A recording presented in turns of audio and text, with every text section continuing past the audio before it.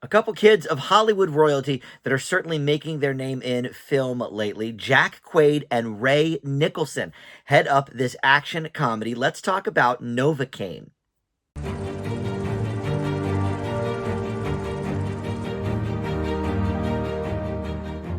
Hey guys, Dan here. This is Dan Reviews It. Welcome to my spoiler-free review for the new film Novocaine. This features Jack Quaid, who already had a great film this year in the movie Companion. Definitely one of my favorites so far in 2025. And now he's got another one already. This is an action comedy, and we'll get into the details of what exactly is happening in this movie here in just a moment. But he, of course, is the progeny of Dennis Quaid and Meg Ryan, and then Ray Nicholson, who I guess his first big role was probably last year in Smile 2. He is the son, of course, you know by the name, of Jack Nicholson, and he plays one of the heavies in this film. So before we get into it, though, let me welcome you back to the channel. If you are a subscriber for Dan Reviews, thank you so much for that. Love when you guys return and check out my stuff. But if you're not, please consider subscribing and click that notification bell as well so you get the alerts for all my video drops. But you can just like this video, comment below, or share it on your socials. All that stuff, of course, does wonders for the channel, and I certainly do appreciate when you guys do that. But all right, let's talk about Novocaine here. So this was directed by Dan Burke and Robert Olson,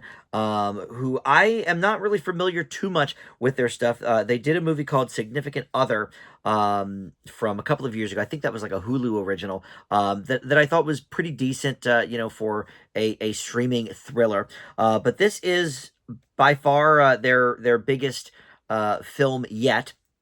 And this features not only the two I mentioned, Jack Quaid and Ray Nicholson, but Amber Midthunder is here as well. And you may have seen her in another Hulu original film, Prey, which was part of the Predator franchise. Would have been awesome to have seen that in a theater, but they went for a streaming release there.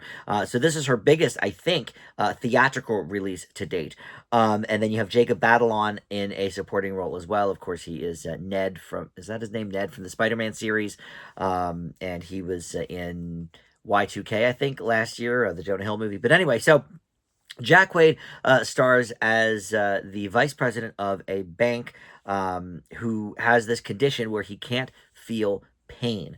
And as a result, he's sort of shut himself off from his coworkers and, lives a very sort of solitary life. He plays some video games and has a few friends online in that sense, but, he doesn't really go out.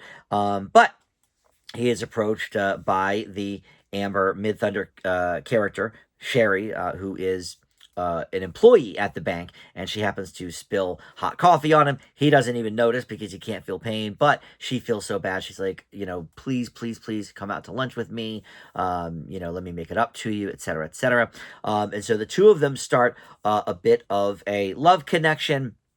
They end up spending the night together. However, the bank gets robbed very soon after. It might even be the next day.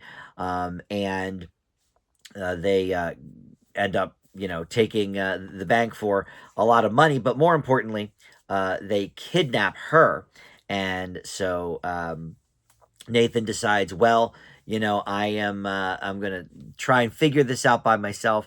I'm going to go after these guys and, see what I can come up with. They beat him pretty badly in the bank, but he didn't seem to notice. So he goes on his way. So that's basically the premise. And you can figure out why, it's both action and comedy, just, I think, from the premise.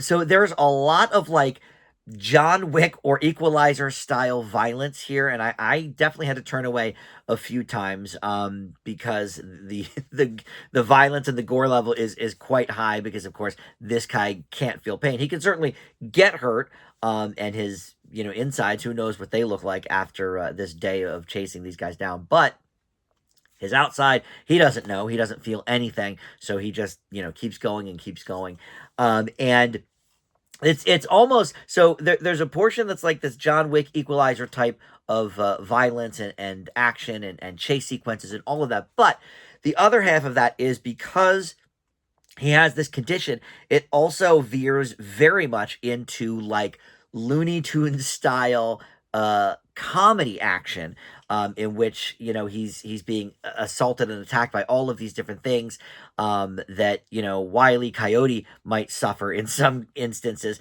and of course Wile E. Coyote, because he's a cartoon character, gets back to life as well and keeps going. And I feel like we get a similar sort of vibe here with this character and sort of the way this movie is presented. So look, I definitely got some laughs from it. There's no doubt about that. And I do think that there's a nice connection between the two leads. And Nicholson, by the way, plays one of like the head bank robbers. I guess there's only 3 or 4 bank robbers, but he's like the one of the ones in charge. But he's got that Jack Nicholson smile, and it actually was on display in Smile 2, but I didn't quite realize it as much then because everybody had that goofy smile, because that's how the movie worked. But here it's definitely more evident, and there's some comedic effects there as well. But I think that Jack Quaid really,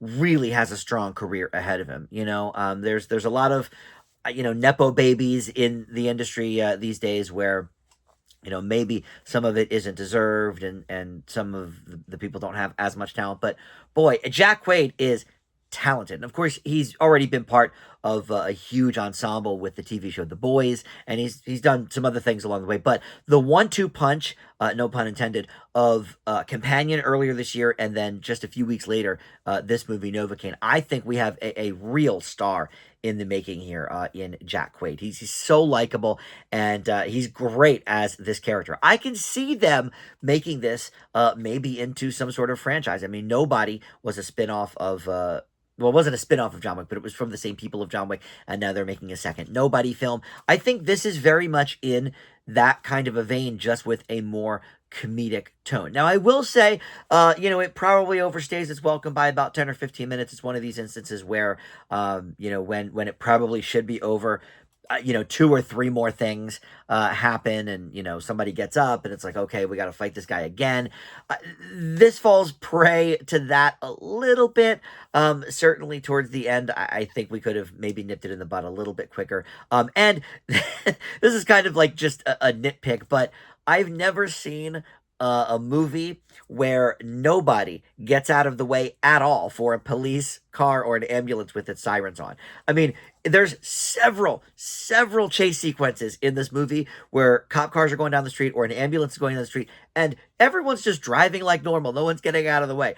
I guess on the screen it makes for more compelling and more urgent violence, because get out of the way, or more cars get smashed than probably need to.